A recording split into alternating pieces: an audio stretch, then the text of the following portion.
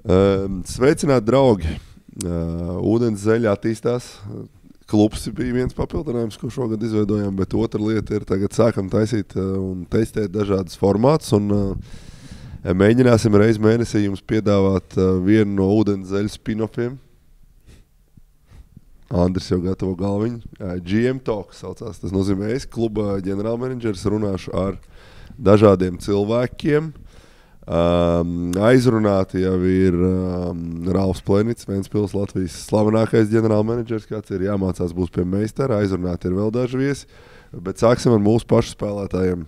Komandas biedriem, konkurentiem vienlaicīgi arī laukumā, studentiem, mūsu klubu diviem saspēles vadītājiem, Jurim un Tomam. Čau, Džeki. Čau. Čau šeit. Nu, kā jums vispār patīk publiskas sarunas ar mikrofoniem? Pārāk bieži tās nav bijušas, bet man nav problēma ar to. Man sanāca vienreiz saskaties, man bija jāiet uz Latvijas Radio 1 podcastu. Tur bija uztraukums pirmā reize, bet nezinu, tagad jau ir labāk palicis. Ja, jūs zināt, ka runāšana mikrofonā ir viena arī no sastāvdaļām, kas modernajā sportā jāzina un jāprot un jāapgūst. Varam šo uztvert arī kā treniņu kādā veidā. Latvijas radio tu runāji par U20 izlasi, par sudraba zēniem. Jā. Es starp citu ar tajā spēlē finālā biju. Es biju vairākās spēlēs, tur aizbrauc, bet uz fināls biju tajā. Es arī biju pataisno no pozitīvus ierados. No. Es gan ar vecākiem. Jā, tev varētu būt bišķi mazāk gadu tajā laikā. Bet jā, es atceros, tur pilna arēna bija ar latviešu līdzjutējiem un tāds... manā atmiņā varbūt otrais, es biju vecāks, otrais tāds jauniešu basketbola mačs, kas izraisa rezonanci no ārpus vecākiem, draugiem, draudzenēm un stigrākajiem basketbola līdzjutējiem. Man interesē, tev jau rādījos izrunājies. Cik tev gadu tad bija aptuveni? Tas bija, man liekas, 10. gads, 12. gads. Tā tad 10 gadi. Man bija plus mīnus 12, 13 gadu. Tu jau trenējies basītī, kas man interesē tādu panākumu arī jauniešu izlašu. Tev kā jaunam basketbolistam, pavisam mazam puikam tajā brīdī. Tas kaut kā motivē, tas kaut ko dod papildus, vai tu aizbrauc apsties, brauc mājās? Nē, es jau braucu ar tādu ideju, skatīties, kā Džeks spēlē. Protams, tajā laikā es jau nevienu nezināju, bet tikai es redzēju to spēli. Un man, zin kā, blondiem cilvēkiem iekrīt blondi cilvēki acīs, un tad vienkārši man Jānis Bērziņš baigi iekrits acīs bija, un es ar vecākiem braucot apakaļ runāju un teicu, ka jā, es gribu būt kā Jānis Bērziņš tur. Viņš jāpaugās. Viņš jāpaugās, jā. Tajā brīdī vēl bija potenciāls, bija augstāk, viņš garākam paliek, bet, ir kā ir. Labi. Ķersimies klāt mūsu kaut kādiem pamattopikiem, kurus es gribētu ar jums apspriest un parunāt. Jūs droši varat man uzdot jautājumus. Šī ir tāda brīva saruna mums. Un es uzreiz ķeršos pie tāda varbūt neiesildošā, bet tāda, kas... Tas ir jautājums, ko es varbūt savā dzīvē, atskaitot kaut kādas sadzīves, kas es dzirdēju, visbiežāk runājot par basketbolu, kur man nāk klāt vecāki, spēlētāji, arī treneri, bet retāk pārsvarā tie ir vecāki, kas pirmie nāk. Visdažādākā vecuma jaunajiem basketbolistiem un prasa, Artur, klausies, kā tad ir jādara? Man ir jābrauc, mūsu bērnam ir jābrauc uz ārzemēm vai jāpaliek Latvijā? Un veiksmīgi sagadīšanās pēc, viens, kas paliek Latvijā, un viens, kas aizbrauc uz ārzemēm. Jums jau pēc savas pieredzes varbūt pa vienam ir kaut kādas, ir savu domu, kā jūs vispār to situāciju redzat? Es domāju, ka kur ir divi labi. Tev nav jāatbild, bet plus mīnu kādas pārdomas? Es redzu plusus abās pusēs. Es par sevi vairāk runājot, es aizbraucu uz pilnīgi jaunu kultūru, nezināju ne valodu, neko. Zināju tikai, ka būšu komandā Rodīma Čohu. Tas bija tāds viegls viens plusiņš pirmā gada garumā, protams, arī otrajā gadā, bet es domāju, ka jā, es pilnīgi to visu basketbola ideju sapratu, kā viņi tur spēlē, ir īpaši aizsardzībā, jo pirms tam jau es tur baigi tur tā, sačkoju vairāk tā aizsardzībā, nemalošu. bet tā bija, nav jau noslēpums. Bet, nē, tiešām jā, ka tas, ka pat kā jauna kultūra, tu aizbrauc prom no mājām, agrā vecumā tu pierodi pie pilnīgi citiem cilvēkiem, citiem apstākļiem, un savā ziņā tu arī audz pats, kā personība. Es vēl pie tevi palikšu, ja tā var padalīties, varbūt kāds, tev kaut kāds domas rodās, varbūt kā vispār radās, tu jau tā kā ļoti gribēji braukt, vai tā vienkārši iespēja atnākt? Es gribēju braukt, protams, ka es gribēju braukt. Kādā vecumā tev izdomāja, ka tu gribi braukt? 15 gados, man liekas. Tā bija vēl tāda attāla ideja, bet 16 gados jau domāju, ka jā, šim ir nākotne varbūt, jā.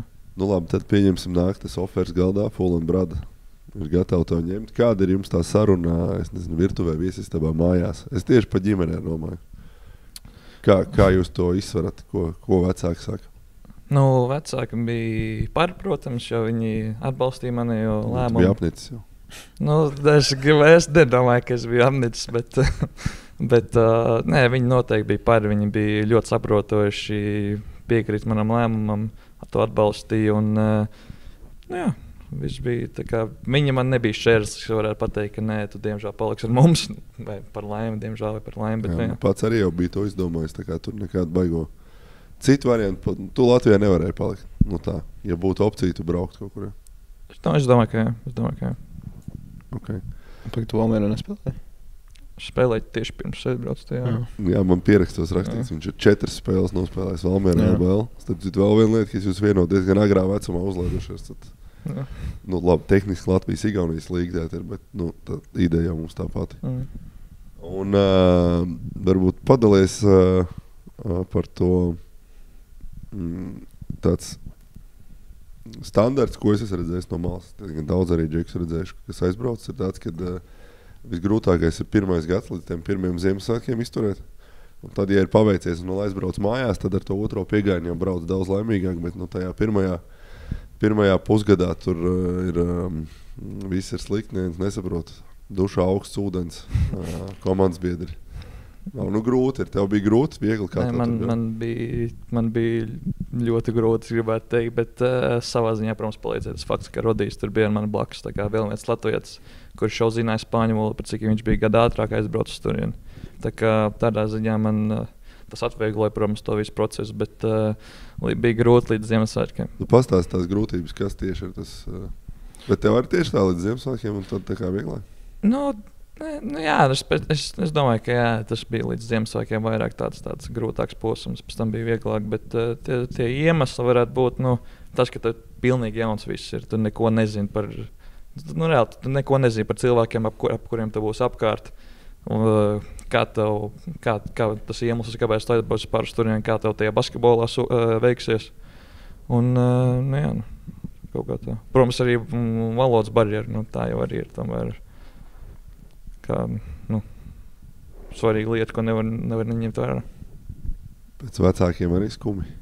Noteikti. Pirmās, es pat teiktu tā, ka jā, līdz pašiem Ziemassvētkiem bija tā, ka bija zvans katru dienu, principā 2 reizes dienā, un jā, kā apvaicāties, kā ir, kā nav, vienkārši, lai dzirdētu to pašu balsi. Gribētu uz īsu brīdi vecāks iesaistīt podkāstā un uzprasīt viņiem, ko mēs esam izdarījuši ātrāk. Dēliņš aizsūtīts pie vēlniem. Ok, lai mēs jūras erbišķi jāiesaist ir, tu savukārt nebrauc, varbūt var tāda tīra, nevis to, ko citi cilvēki teikuši, bet no savu tādu skatpunktu, kāds tavs domu gājiens bija, ko tu tajā brīdī saredzēji, kāpēc jā, kāpēc nē, kāpēc nē, tad drīzāk? Kāpēc nē, jau kā gribējās palikt tuvāk mājām, tas bija tas galvenais faktors, arī Liepājā bija laba izdevība spēlēt, pazinu treneri, spēlēja kopā ar Adrianu, viņa dēlu. Tie nē faktori bija, tad nebija daudz, bija vairāk tie faktori, kas bija, tas, kā jau es teicu, braukt mājās, tuvāk mājām būt, ka var braukt bieži mājās, un vispār valoda tāpat, kas to man, piemēram, bija šķērslis. Man nebija tas šķērslis, un bija vieglāk vienkārši iejusties komandā, visā organizācijā. Tom, tu esi interesantāks, jo tev tas neparastākais ceļš tādā ziņā. Skeptiķi vai kritiķi teikt tā, aizbrauc tām ārzemēm, izglītību pamet, basketbolā nesenāk, un tad viss ir slikti. Tev ir kaut kāds komentārs par to? Izglītības nepametu. Jā, es pārgāju uz tālmācību, pabeidzu skolu tālmācībā, bet tā, ka es pametu izglītību, noteikti var teikt, ka tas nekas nav pamests vējā. Tā tomēr tagad pēdējais gads arī universitātē ir. Un basketbols bija jātur tajā laika posmā, bija jātur pa kalniem un pa lejām, bet kopumā tur pieredze bija neatņemama jātur. Igor, es vienkārši no jūsu sarunas vados. Toms tur iemācījās spēlēt aizsardzībā. Tu pēc būtības jau kaut kādā ziņā arī devies prom no mājām, tikai ne tik tālu, tur pāris 2-3 tūkstoši kilometru tuvāk. Relatīvi salīdzinot. Un arī pārgāja tālmācībā. Tādā ziņā nekas nav mainījies, arī paliekot Latvijā, arī, kur šis dažādi var darīt. Ko tu iemācījies pārējot, redz, kur tā atšķirība varbūt tu pārēji uz ārzemēm, bet tu pārēji uz pieaugušo basketbolu? Kas bija no tāda skatu punkta tas pirmais, kas te notiek? Es nezināju, ka tā var būt. Fizikalitāte bija tas, kas tāds diezgan liels čērslis pirmajā sezonā, ka man sanāca ar daudziem maziem pointgardiem tieši spēlē, kas ir tīri fiziskāk man visos aspektos ātrāk, augstāk lecs. Skrien ātrāk, tas bija tāds diezgan grūti lietas, kur adaptēties tieši pašā sākumā. Bet sezonas laikā jau tas nāca kaut kā bišķiņ vieglāk. Viss pieredze pie visa komandas biedri palīdzēja ļoti daudz. Bija ļoti foršs komandas biedrs Zigmārs Remo. Jau tajā sezonā. Jā, arī tagad ir. Un jā, noteikti, ka fizikalitāte bija tas lielākais. Es padalīšos ar savu. Man tāds viens vienkārši vieglāk atcerēties, jo tas jau tāds senāks notikums, bet mans pilgtākā pārēja pie pieaugušajiem bija tā, ka es biju uz Konto basketbolu kluba treniņu, un pirmajā treniņā man bija jāmet metienu ar Sandu Valteru pārī kaut kā. Es viņu pazinu vienkārši iepriekš. Es neatceros, kāpēc mūs salika. Un, parasti metieniņi tur pa 10 mainu pozīcijas, nekas tāds īpašs. Un viņš vienkārši man katru piespēli deva tik stipri, ka man sāpēja rokas, nevarēja noķert tās piespēles. Jo, jaunāts līgā mums piespēlīts pametā, tur kaut kā palidina, noķer met. Vienkārši katru piespēli iedod tādu, jo viņš tādu sagaida arī pretī. Tad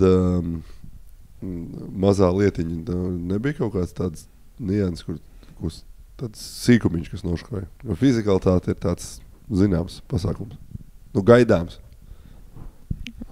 Tagad uz sitienu domājot īsti nevaru atcerēties. Varbūt tas bija kaut kas, ko man komandas biedri varbūt darīja lietas labā, lai es kļūtu labāks. Kaut kādā aspektā es nezinu. Tagad uz sitienu es nevaru iedomāties, bet ja padomāt, viņš to varbūt atcerētos. Tom, tu zini, ka viņš pirmo spēli nospēlēja LBL, Latvijas Igaunijas līgā. Es zinu, jā, 10 asists, 2.10 asists vai 11 asists. Pasties, ka seko līdzi cilvēks. Game recognized game. Game recognized game. Tad citu neuzprasīt, mēs ievadā laidām. Jūs esat komandas biedri, bet vienā pozīcijā. Un basketbols ir tāda spēle, kad ir jāizcīna uzvars, bet katram ir arī kaut kādi jācīnās par savu pozīciju. Kā jūs uz šo situāciju skatāties, ka jūs principā esat galvenie konkurenti uz minūtēm? Es skatos pozitīvi. Mēs veselīgi konkurējam viens ar otru. Mēs spēlēs, treniņos, ārpus treniņiem papildinām viens otru. Mums nav nekāds hate relationships tāds, kur viens otru heitojam un uztaram to kā tādu komandas biedru būšanu. Tas veselīgi, ka mēs konkurēsim viens ar otru pa minūtēm, pa treneru uzticību, un es to uztveru pietiekami normāli. Jā, man arī nav ko piebilst. Es domāju, mums tā kā mazajiem saspēles vadītājiem tā saikne ir vienkārši tā, ka mēs saprotam viens otru, mēs zinām, kas kur notiks. Un, mums arī tās attiecības tagad ir izveidojušās tādas, ka mums ir ka atbalstam viens otru laukumā. Varbūt tas ir pat redzams no malas, ka mēs viens otru tā, ļoti uzskatām atbalstam vienkārši. Un, tā kā, jā, Juri Toms tā kā ir vecākais. Tu viņu vērsies kā pie veterāna pēc padomu. Jūs esat devuši viens otram kādu padomu? Esam, protams, ka esam devuši. Bet... Nu, iedod kādu Jurim, kas viņam ir veterāns, lai sāk. Mums tad pie kā jāpiestrādā. Nu tādu long term tādu vai kā? Kādu tu gribi? Šeit brīvs formāts mums. Ne, vakar bija viens brīdis, kur mums tur tāda varbūt sasteigta tāda meitene bija, un tad pēc minūtes pārtraukuma pateica, lai bišķiņ pārorganizēja vairāk to spēli, jo mums bija tādi ātri 5-6 sekundes metieni, mums vajadzēja bišķiņ tā nostabilizēt to uzbrukumu, lai atkal ieiet visu gūģņos. Juri, veterānam padoms ir kāds? Nav veterāna padoms. Nevar veterānam padoms dot. Starp citu, jūsu pozīcija ir tā kā treneris laukumā, kuram jākontrolē situācija. Kā ir, kad jūs neesat visi jaunākie komandā, bet mums gan diezgan jauna komanda kopumā, bet piemēram, tev tas viss izteiktāk. Liepājā, kā bija pirmajā gadā komandēt pieaugušus onkuļus 16 gados? Pieauguši onkuļi. Nebija pieauguši onkuļi, bet... Zīgs jau bija pieaudzis. Viņš ir vienmēr tāds pats, viņš bijis. Viņš nav mainījies kopš 14. Pieauguši vīrieši tur bija. Jā. Kas vēl tur komandā. Nevar teikt, ka tie Vērners, bija jā. Nezinu, viņi uzticējās man. Varēja uzskatīt, viņi uzticējās man, ka es viņiem... Viņus apgādāšu piespēlējumu, apgādāšu ar iespējām. Vienkārši uzticība. Burtiski tas bija tas galvenais, ko viņi deva man. Šits YouTube'ā, vai ne? Nebija mīziens, kad... Pirmajā spēlē bija višķiņi, kad treneris uzrakstīja uz tāfeles sākuma piecinieku, un es izlasīju savu vārdu. Man bija višķiņi tāds, Bet tad uziet uz laukumu, viss pilnībā pazuda. Tas bija 16 gados, ja? Jā, 16. Es jau tādu aizmirsu, bet tur kaut kāds rekords tika sasniegts. Visjaunākais ar 10 piespēlēm. Nezinu. Ko tu nezini? Es tiešām nezinu. Es zinu, ka bija 10, bet es nezinu par tādu rekordu. Tur es baigi neieciklējos uz tiem rekordiem. Tie, man liekas, cipari svarīgāks tas process ir. Bet mēs mazliet pārlecām tēmas. Es gribētu varbūt mazliet patīt atpakaļ. Par jauniešu izlasēm. Tātad tu jau esi izspēlējis savu procesu, tev vēl priekšā 2 gadi. Juri, ja tu jau iesāki, tu pirmkārt nekad neesi spēlējis A divīzijā, tev gribētos A divīzijā uzspēlēt. Protams. Nesanāca mums U16 vecumā. U18 pirmais gads ar gadu vecākiem sanāca B divīzijā. Tur varētu teikt, ka ļoti slikti nospēlējām. Un tad šogad bišķiņ labāk. Šogad bišķiņ labāk. Sadabojām iespēju gadu jaunākiem džekiem spēlēt A divīzijā. Bet, ja runājot par to, ka vai es pats gribētu spēlēt, protams, cerams, ka mēs šogad no U20 B divīzijas tiksim uz A divīziju, tā lai varētu spēlēt. Jā, tu sakārtoji 6. gadu paudzē A divīziju, tad sev var teorētiski sakārtot. Tom, tu pirmā izlase tev bija pirms ārzemēm vai tu jau biji jau Spānijā? U16 bija pirms es aizbraucu, jā. Okay. Man vienmēr licies jauniešu izlases, pirmais tas sasaukums ir kaut kāds tāds, tāds brīdis, kad tā kā kaut kāds solis nozīmīgs karjerā, kur kāds jau cilvēks sāk saprast, ka varbūt to basketbolu varētu spēlēt pa īstam. Kā tu atceries pirmo izlasi? Kādas vispār tur bija sajūtas? Ko tu domāji tajā laikā? Es biju, protams, ka biju ļoti priecīgs, ka man es tur tiku kā kandidāts. Lai gan jāsaka, mums bija ziemā bija tas Baltijas jūras turnīrs, kur ir Zviedrija, Latvija, Igaunija un, man liekas, varbūt bija kāda vēl Somija, varbūt arī, jā. Somija. Bet man liekas, viņi nespēlēja katru gadu tur. Jā, 10,7 punktu vidēji maču. Jā. Un uz to ziemas turnīru mums bija Mārtiņš Gulbs treneris. Galvenais jā. Un tur viss treniņa process bija ļoti foršs. Protams, dabūjām dabājām augstu dušu arī no profesionāla trenera. Bet nē, to turnīru man nācās izlaist, jo es notraumēju potīti. Bet vasarā arī tas pats, arī Mārtiņš Gulbs treneris, arī ilgāks treniņu process un nekas. Tagad, skatoties, tikai labas atmiņas ir. Bet tā ir tāda pārējā uz pieaugušo basketbolu. Tas vairs nav Rīdzenē skriet, kur Tomam iedod bumbu, darbojies tur. Jā, tur, protams, ir īpaši arī kā jau minēju pirms tam, par cik Mārtiņš Gulbs bija treneris, uzreiz bija tāda disciplinētāks viss daudz. Tad arī sākās lēnie pakāpieni uz to profesionālo basketbolu. Jā. Un kas tev bija pirmais treneris? Izlasēs Jūras nebija? Nē, Jūras bija 18. Pie 2004. bija Jūras U16. bija Agris Galnovskis. Jā, tā relatīvi tu nāc no tādas jau organizētākas, kur organizētāk basīt spēlē DSNs, salīdzinot ar Rīdzeni. Es nezinu, pat kurš ir labāks, to var citu diskusiju veikt. Kāda tev bija tas izlases? Bija tāds liels lēciens? Vai kā tu to situāciju atceries? Tieši U16? Vispār pirmā izlase. U14 neskaitās, kur aizbrauc kaut kur uz Igauniju turnīrā. Tur, man liekas, vēl neviens nesaprot, ka tā ir izlase. Jā. Formas uzvalkt. Jā, formas. Varbūt es kļūdos, varbūt U14 ir jau tas pirmais. Bija tāds iesākums, tāds labs iesākums, lai saliedētu kolektīvu.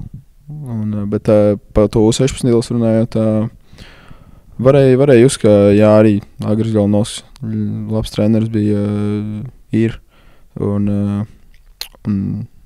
centās mūs uzvest uz kaut kādu ceļa, lai mēs varētu būt labāki basketbolisti, spēlēt kā komanda.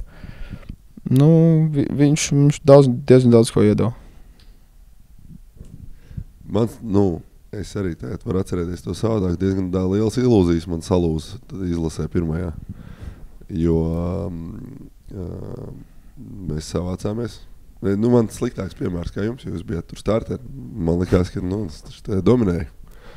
Kaut kādi mīkstie tur laukos visādi spēlē, bet tad atnāca Rinalds Sirsniņš, kurš mans kolēģis Ogrē un Raimonds Gabrāns, un izrādījās, ka viņi tomēr labāk par mani. Man tā nelikās tajā brīdī, bet trenerim tā likās. Un tāds salauz manas ilūzijas par to, cik labi es māku basketbolu spēlēt. Bet kurš džeks jums izlasē pirmoreiz atnākot no tiem, kas nav no jūsu komandas, bija tāds, es nezināju, ka šis tik labs vai kaut kāds, bija kāds komandas biedrs? Kristians Šulcs, jā. Viņš tajā laikā bija Gulbenē, protams, un otrā divīzija. Jāsaka, pirms viņš atbrauc, es baigi nezināju, kas viņš ir, bet tad viņš man tā... Ko tu saki? Latvija nav tik liela valsts. Bet, nē, tagad viņš man partīgām pārsteidz tajā pirmajā nominē, kas bija tajā Baltijas jūras turnīrā ziemā. Kāds izšāva tā tur? Nē, kas tur bija Frederiks Mēners, ko visi zināja. Ozers jau tajā laikā bija labs. Tā atceroties īsti nevienu tā neatceros. Tad šādā ziņā daudz interesantāk ir lielajās valstīs. Es, piemēram, gadu Vācijā spēlēju, es nezinu kā Spānijā, bet vāciešiem tur tā atlases uz izlases sākās. Vispirms tur kaut kā 20 cilvēki katrā pavalstī, viņam 12 satiekās. No tām tur atlasās, tad tur tiek jau nacionālais uztaisīts, kur uz pirmo kārtu 60 cilvēkus izsauc. Un man istabiņas biedru, viņš bija Bjorns vārdā, atceros. Viņi izsauca, viņš tur kādu nedēļu pārlēmīgs staigāja pa kojām un stāstīja visiem, ka viņš tic. Viņš gan tālāk pa to 60 netika. No blakus istabiņas Malta tika beigās 12, bet tas arī nebija tik pārlēmīgs pa to pirmo kārtu. Un tur viņiem tas zars ir jāiziet diezgan tāds nopietns. Man viens jautājums jums, kā spēlētājiem, kas vēl nesen spēlēja. Man no tās otras puses, es zinu, ka treneri tam tā nekad neteiks. Man jau ir skaidrs, ka 7-8 cilvēki man ir skaidri pirms vispār tur pirmā nomena sākās. Un tas jautājums man no malas kā skatītājiem ir, kur tad būs tur tās pēdējās pozīcijas aizņems. Jums pašiem likās, ka jūs jau esat tā kā izlasē iekšā vai gājāt tā, ka nezinu, kas te būs?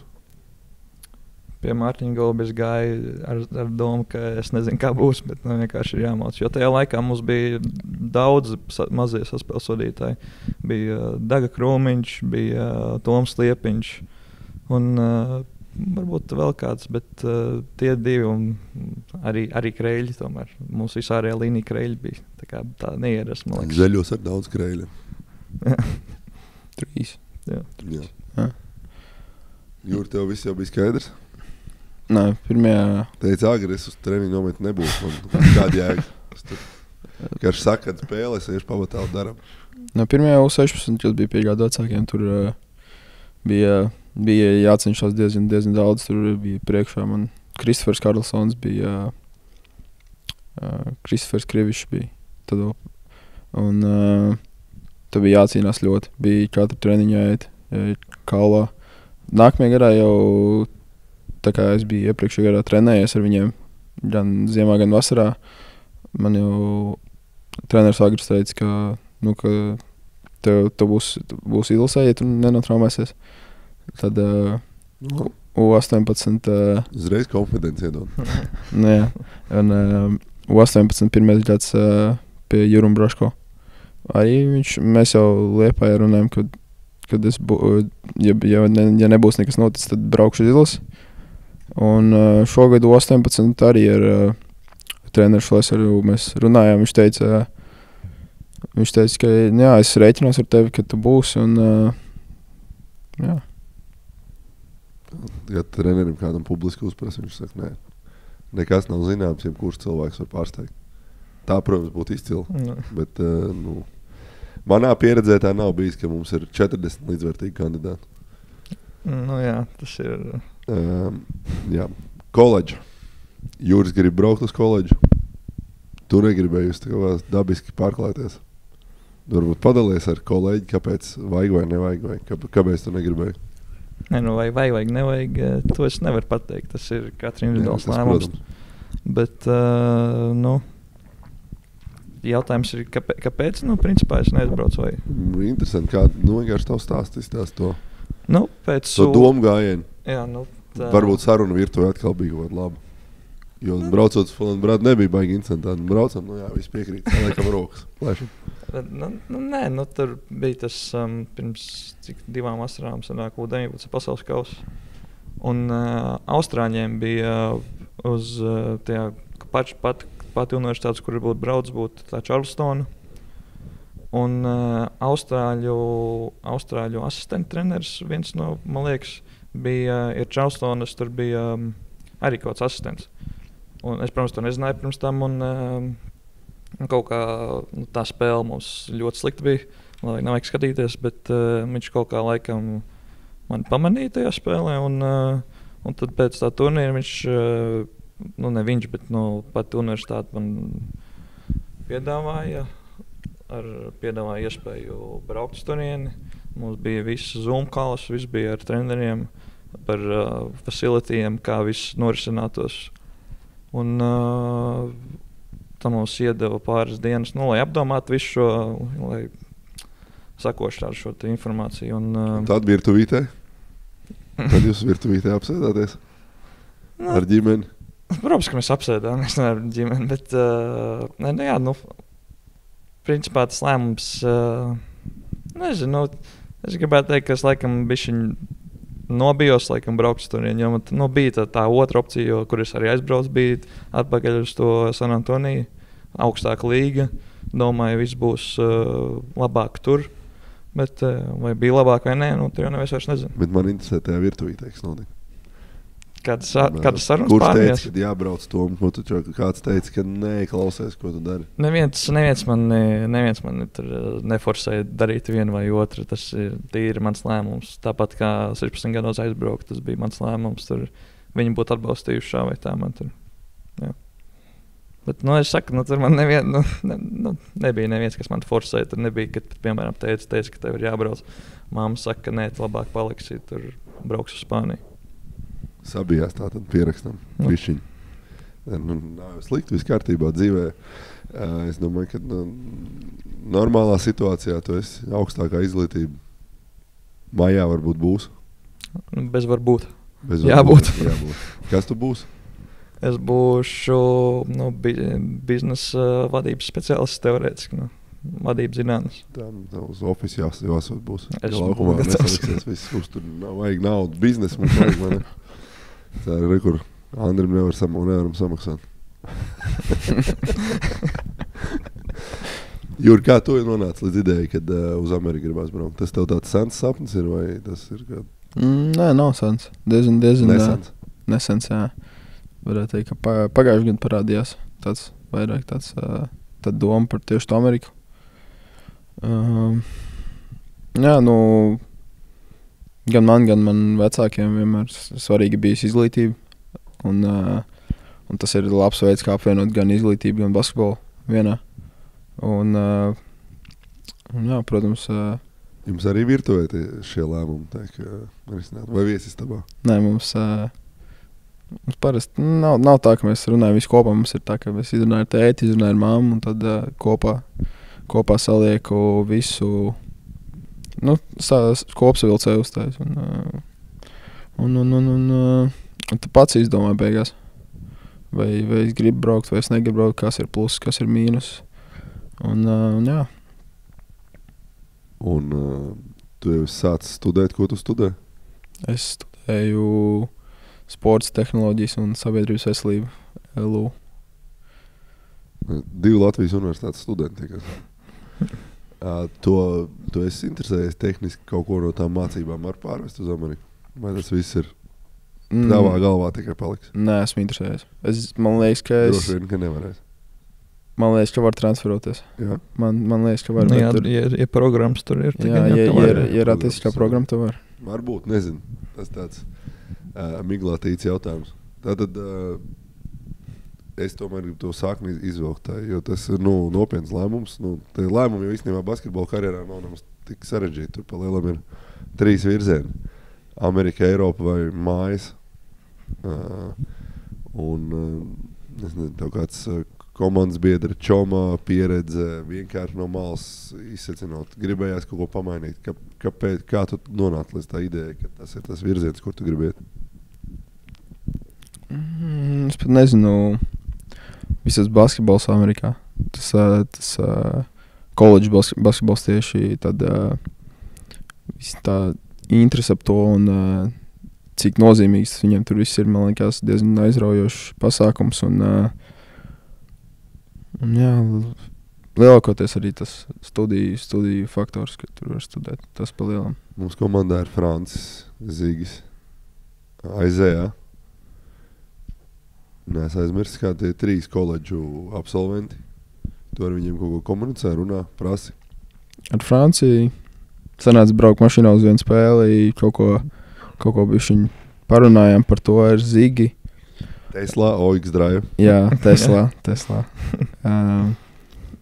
Sanāca parunāt ar Franciju un ar Zigi nav tik daudz, varbūt, nav īsti sanāca parunāt. Ar Aizē arī nav. Viņš pienāca tikai nesen.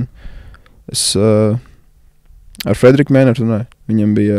Viņš līdz koledžē vēl nav ticis? Viņš līdz koledžē vēl nav ticis, bet viņš tajā IMG akademijā esot. Un viņš tur saka, ka viņam diezgan grūti treniņi ir. Tāpēc varbūt tas arī sabīšos. Nē. Skrien, kamēr slikti paliek. Jā. Koledžas, teiksim, arī mēs sākām ar to, kad man jautā, vai braukt vai nebraukt, un tad tas pats jautājums lielākā vecumā jau ir par koledžām arī.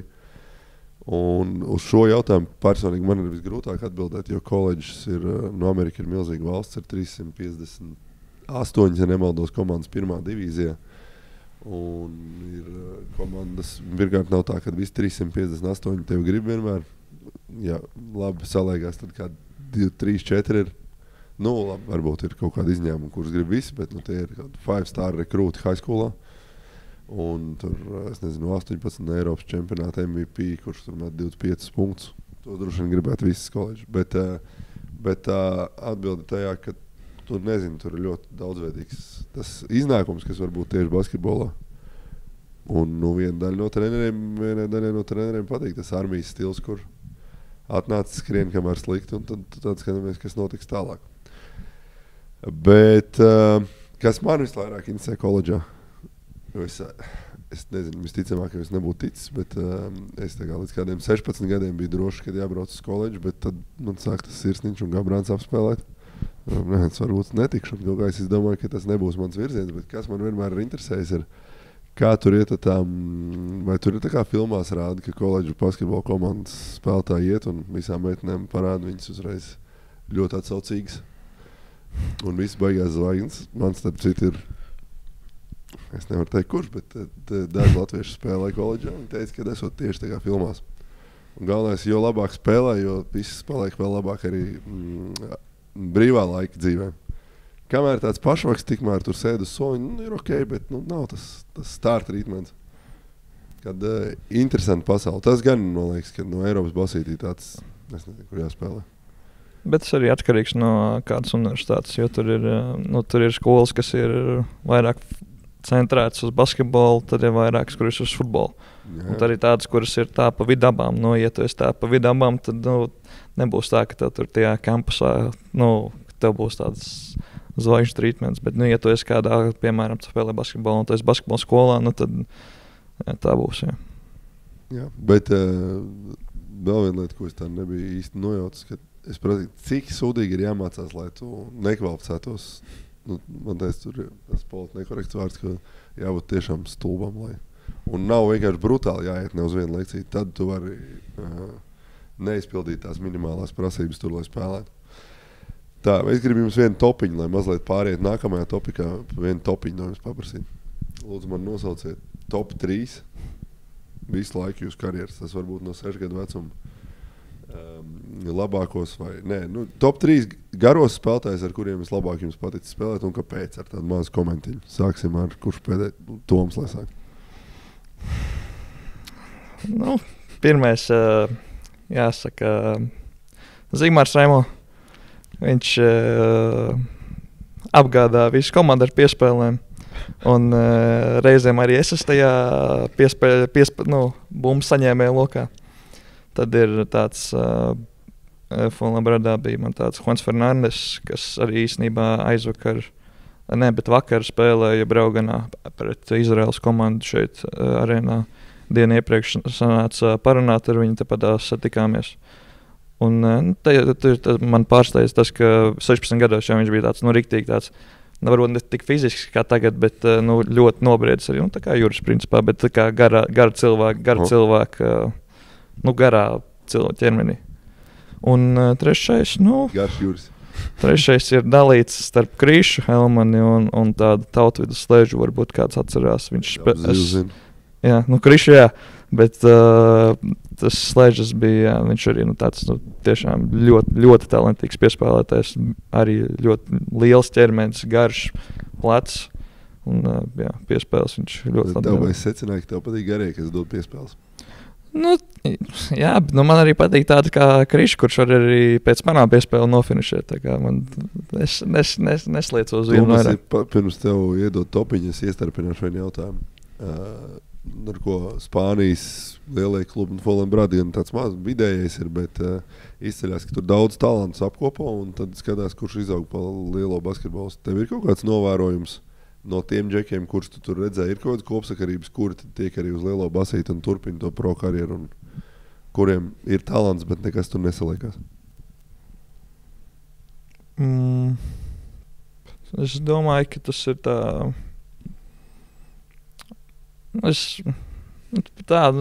bērnu acīs tu redzi, ka, vismaz no manas skatu punkta redzi, ka tāds Juans Fernandes, viņš ir ļoti talantīgs džeks, tur nevar noliekt to.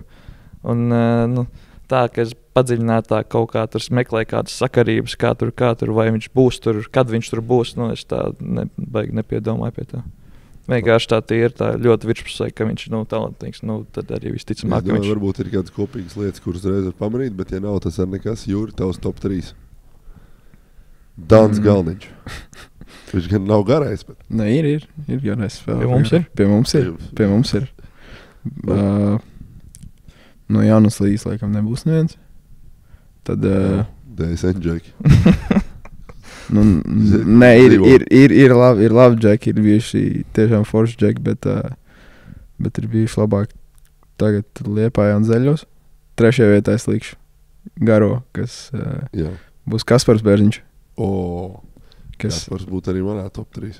Bet es no cilvēkiem, kas spēlēja savā primā, tā, nu ne primā, bet nu vēl aug līdz tam. Kaspar? Okay. Jau primā ir garām. Toms, citēji Tomu. Tad Kaspars tātad, ok. Jā. Nu tad pirmā, otrā vieta varētu būt dalītā, kas būs... Kārls Šiliņš. Jā, Kārls Šiliņš un Zigmārs Remo. Kāpēc Zigmārs? Arī, Force Jacks. Vienkārši Force Jacks. Starp citu, šīs attiecības saspēles vadītājs centrs īpaši svarīgs ir centriem un viens tāds padoms jebkuram garajam, kas brauc prom. Godīgi sakot, jebkurā vecumā ir tāds. Ir sadraudzēties ar komandas saspēles vadītāju, tu tieši esi atkarīgs no viņa darbībām laukumā. Jums ir kāds, tur visi vecāki vienmēr bijuši. Nav kāds centrs jums kādreiz, es nezinu. Tā šīs vakariņas uz mani, bet, vajadzētu piespēlīts, lai panāktu vairāk 4 lejā uzspēlējam. Kaut ko paskatāmies. Nē, nav man tā bijis vēl, nē. Man arī nē. Tas būtu interesanti, nāk 16 gadīgs Džeks. Kārlis uzreiz jūrīt, nāc aiziesim, es to parādīšu, vai kur, kā saucās tā Liepojā vieta. Kur rīktīgi liels, milzīgs eļains porcijas, lai būtu baigi garšīgi. Kur no visām? Brīvu reklāmu. Kur no visām? Ir viena baigi labā tāds bistro. Bistro? Bet tev neviens nevajag. Zin kā viņi atved arī tev Rasēns, kur vēl 18 gadu tev Rasēns varbūt. Es nezinu, nav nejausmas tiešām. Jā, tu par to bistro nav nejausmas. Jā, pa bistro nav nejausmas. Paiet, šits ir jādama un gatavs. Nē, mēs nevaram atstāt viņu. Tad, ja brauc tā kā kreisā pusē paliek līju, iesnīca pa labi nogriežoties. Tur ir tas bistro galiņā. Dokpits? Dokpits. Nē, nav. Pie Doka, ja viņš uzreiz tev kaut ko garšīgu. Frederiks Mēners uzsaucienies pīts, bet neprasīja neko. Neprasīja piespēles. Jau iebaro vienkārši tā. Pirmās sēkliņas. Es Frederikam starp citas teicu to, ka es jebkuram garajam, ar kuru man sakars, tā ir tāda lieta, par ko tev ir jāpadomā. Ir jāizveido labas attiecības ar komandas saspēles vadītāju. Citādāk, ja ar viņu, mēs esam YouTube alprām, dirsīsies, var sanākt arī bez bumbas, paskarēdīt kāds 40 minūtes krosiņā piedalīties. Un gaidīt, kad kāds ofensīvais rebounds iekrīt vai tā tālāk. Pieķeramies pēdējai tēmiņai šodien Zeļiem. Jūs esat uzspēlējuši citās šīs līgas komandās, un tādā salīdzinājumā, kas ir tāds pirmais uzreiz sajūt ziņā atšķirīgais spēlējot Zeļos? Augsts kvalitātes marketings gan jau, es domāju, būtu tas, kas... Jā, tas podkāstiem godiem dīvainiem. Nē, man patīk. Bet nē, tas līmenis, kādā ir pats mārketings, kā tiek pasniegts, tas viss tā jaunā ideja, tas pats klubs un arī varbūt tas, ka mēs popularizējam to mūsu komandu spēlējot gan Salaspilī, gan CSīs, arī Jēkabpilī spēlēsim, tā kā tas ir kaut kas, kas man, kas nav pieredzēts un kas ir bijis, kas ir patīkami. Jums ir svarīgi, ka sociālos mēdījos ir tik daudz informācijas par jums? Tev tas patīk? Jā, man nav problēmas ar to. Pilnībā nav nekāda problēma. Man patīk. Ok, es arī sāksim uzreiz Zeļos ar tādu, varbūt interesantu, grūtāku jautājumu. Kad atbrauc Nigels, kurš acīm redzam ir jūsu pozīcijas Džeks, kā jūs uz to situāciju skatāties? Jūs konkurējat savā starpā, bet viss baiglami. Iebrauc vēl viens Džeks. Jums ir kaut kāds, mēs par to runājam, tas nebija, protams, pārsteigums jums. Tā daļa no tā, kā mēs to komandu liekam kopā, bet vēl viens konkurents ierodās, ko jūs uzreiz par to, kā jūs reaģējat? Labi, tu biji traumēts, tāpēc ar Juri sāksim tajā brīdī. Es nebija tā, ka es baigi reaģēju. Vienkārši bija Toms, kā tu teici, traumēts un vienkārši bija... Sākumā likās, ka viņš ies starterī, kas man bija tāds... Cerēju, ka es iešu. Beigās sanāca, ka es arī gāju un Jā, nebija vispār nekādas sliktas domas par to, ka viņš atbrauc tieši ļoti labi. Bija jauns džeks, pabijis daudz universitātēs labās spēlēs. Viņš ļoti meistarīgs spēlētājs, par to vispār nav jautājums. Starp citu, treniņos kaut ko iemācīties, ko tādu, ko skautingā parastajā neredz. To mēs varbūt nesakām, bet jums ir kaut kāds niķīts pret ogri, kad spēlēsim, jūs zināt, viņš šito dara. Man sanāca vienā treniņā, kad 3 reizes uz vietas stāvu, 3 reizes izmainīju uz metienu, kad 3 reizes izlicos. Tas es sapratīšu, ka nelikšu vairs uz viņu metienu mākstībā. Man nav tā nekāds baigais niķis pret viņu. Es teikšu, ka mums bija diezgan labs kontakts arī to, cik tur viņš bija nedēļa, 2, cik viņš 2 laikam bija viņš pie mums. Es pat teiktu, ka mums visiem bija labs kontakts ar viņu, vismaz ārpus laukumā, varbūt mēs nesapratāmies cik daudz, bet neko tiešām slikti nevar pateikt. Kā jūs par basketbolistu profesijā? Labi, NBA tas ir ekstrēmā līmenī, kur tev piezvana, saka, čau, tev tagad tu dzīvos Milwaukee. Bet, kur pēc būtības jau komandas biedrs un arī pašus teorētiski, jūs līdz tam neesat vēl tikuši savā karjerā, bet tev var atnākt teikt paldies. Mūsu sadarbība beigusies, protams, tur nokārtojot visu juridisko pusi. Jūs baigi jaunie droši vien neesat baigi par to domājuši vēl.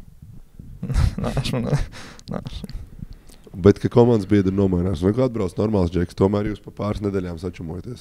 Pēkšņi viņam tomēr jābrauc prom tā. Jūs viņam tagad kāds vēl rakstat, zvanat, kaut kā komunicējat? Jā, mēs šeit tad sakomunicējam, jā.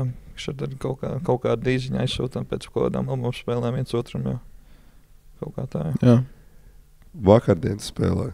Vakar mums bija Latvijas universitātes spēle, kad iznāks kaut kā droši nedaudz vēlāk. Bet es no savas skatu punktos. Tev interesanti spēle no tāda viedokļa, ka tev bijusī komanda. Tev interesanti tāda, ka, piemēram, pretnieku komandā tavs vienauda Segla spēlē. Jūs par tādām lietām kaut kā piedomājat, tā ir kaut kāda reāla lieta, kas jūs ietekmē vai nomotivē vairāk, vai tas vairs nav būtiski? Man īsti nebija tāda, tā nebija īsti tāda motivācija vienkārši. Gribējās nospēlēt labi un visi. Man pirmajā spēle, laikam, Mārupē, ka mēs spēlējām, tad bija tā iekšā viss bija bišķiņā, ka vajag uzvarēt šodien, jā. Bet vakar neko jau piegāja tā, ka tā bija parasta spēle un nekādas papildus spriedzi, uzsvar neliku uz to. Es jau mēs salikām jau topiņus. Veiksmīgi, ka manam jautājumam tev bija abi jau spēlētāji topā, par ko es gribu uzsīt. Tev viens. Tajā karjeru top 3. Man liekas, jums ir savākt tāda gudra komanda kopumā un ļoti, ļoti universāla un arī tāda, kas aizsardzībā sītās. Bet specifiski es gribēju pievērsties tiem garajiem, jo izveidot komandu prasa laiku. Vispārēja teorija vispār saka, ka 2. gadā tikai, ja tas kodols ir kopā, viņi sāks rādīt savu labāko sniegumu. Man tāda ir cerība, ka dēļ augstā basketbola IQ vidējā, kas ir komandā, tas veidojās ātrāk. Bet, manuprāt, Kaspars Bērziņš, diemžēl, dodās prom. Līdz iznākšanai tas jau būs zināms. Zigvārds nekur nedodās. Cik ātri ir, cik jums vajag laiku, lai izveidot tādu saikni, kad jau tu nonāc līdz situācijai, kad citreiz jau ar skatienu tu saproti, ko cits darīs? Tieši runājot par Zigi un par Kasparu, kur ir lielais spēlētāji. Es domāju, ka tur vajag 2 nedēļas, lai tu saproti, man vismaz, lai tu saproti, kas ir tās viņa tendences, ko viņam patīk darīt vairāk. Un tad jau, principā, pēc tam, pieņemsim, tām 2 nedēļām, tad jau aiziet tas, kā jau tu teici, tas basketbola laika, jo tu vienkārši sāc lasīt to spēli un jā. Bet tev kāds no viņiem 2 ir iedevis kādu specifisku knifu vai niansi, kas liek tā, baigi labā ideja, varam darīt arī tā, es to nezināju. Man šī īstenībā nevar iedot. Karjerā pirmā pieredze, ka nav tā, ka es katru uzbrukumu eju pāri īstenībā. Tā, ka Zīgas to var, ka Zīga, viņa dotības to atļauj, viņš pats var savākt atliekušo bumbu un skriet pats pāri. Tā man īstenībā ir jauna pieredze, ka man ir drīzāk jāskrien ātrāk uz stūri un tad jālas, ko viņš domā, ko viņš darīs. Tā ir lieta, kas ir ar ko straglo nedaudz tāda spēlētāja tips, kā tu tieši konkrēti ir, kurš visu savu karjeru spēlējis ļoti daudz ar bumbu. Un tā spēle bez bumbas jau patiesībā skaitliski vai matemātiski ir ilgāk. Pat vislielākie driblētāji nodriblē tur līdz 20% laika vispār notur to bumbu. Tad jau tās, varbūt James Hardens ir ilgāk turējis rokās. Bet tādā Eiropas basketbolā vismaz. Uz ko es mēģinu izdabūt. Varbūt tā ir, varbūt tā nav, bet no tādiem ļoti pieredzējušiem spēlētājiem viņi var iedot kaut ko nevar treneris iedot. Jums ir kaut kāda tāda lieta, ko viņi iedod, ko treneris pat neredz vai nezin? Juris, tev skatos. Man gan Zīgis, gan Kaspars. Jā, gan Kaspars viņi iedod to tādu. Kaspars gan daudz pieredzējušāks vecuma ziņā, bet... Jā, viņi iedod tādu game reading, tādu kā lai pasaka, tādu, kad tev jāredz, piemēram, ir situācijas, kurās tu vari tur iekatot vai tur iekērlot, un viņi tur ieraudzīs tev, un tā kā viņi tev pasaka to, tur, piemēram, iekērlo šitajā, vai vakar bija situācija, kad iedeva uzreiz Zigam, es uzreiz iekatoju, viņš jau redzēja man.